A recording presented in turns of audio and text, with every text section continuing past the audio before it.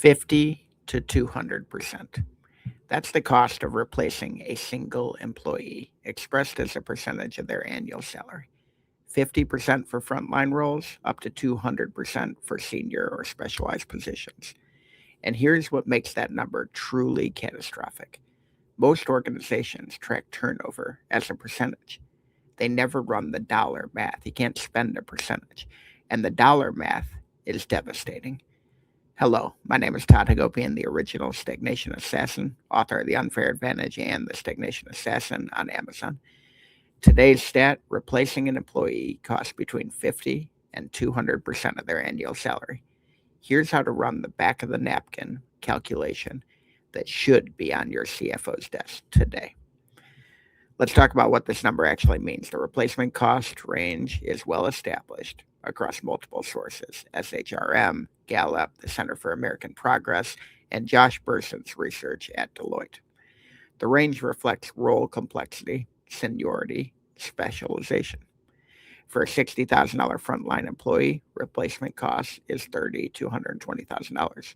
For a $200,000 vice president, replacement cost can be $100,000 to $400,000.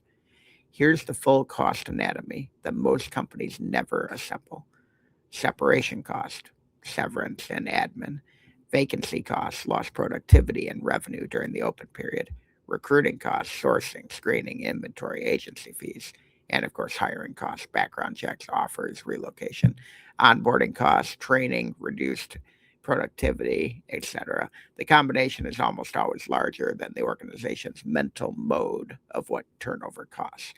Here's the buried context. The research consistently shows that organizations dramatically underestimate replacement costs by a factor of 2 to 3 to 1, because they only count the direct costs and ignore the opportunity costs and productivity costs that they're getting killed by.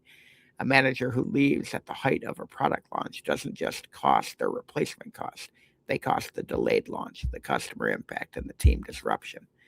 Those costs are real. They're just never attributed to the turnover. Here's the conventional crime. The conventional response to high turnover is a compensation review, maybe a benefits upgrade, maybe an exit interview program. These address the most visible signal of the wrong problem. Exit survey data is notoriously unreliable. People will tell you what's socially acceptable, not what's actually true. And compensation is rarely the primary driver for voluntary turnover for performers who have options. The Stagnation Assassin response here: the 80-20 matrix as applied to turnover. 20% of your turnover is driving 80% of your replacement costs, because the most expensive departures are almost always the most senior and the most skilled employees. Your retention investment should be concentrated there. Here's the math exercise. Take your current annual turnover rate, multiply the number of departing employees at each level by the appropriate replacement cost factor, and add it up. For most companies with any meaningful turnover in senior roles, the number exceeds seven figures annually, easily. That number, fully assembled, is your business case for retention investment. Every dollar spent on retention programs and manager development, career pathing, and recognition has a quantifiable return. Without that math, though, it feels like an expense. With the math, it's a clearly positive ROI investment.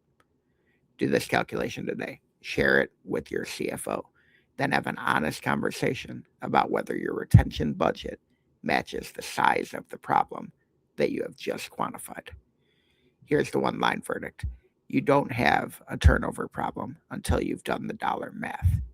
Once you have done the math, you'll realize that you've had an emergency the whole time, and the turnover problem you thought you had is really 3 or 4 times as big.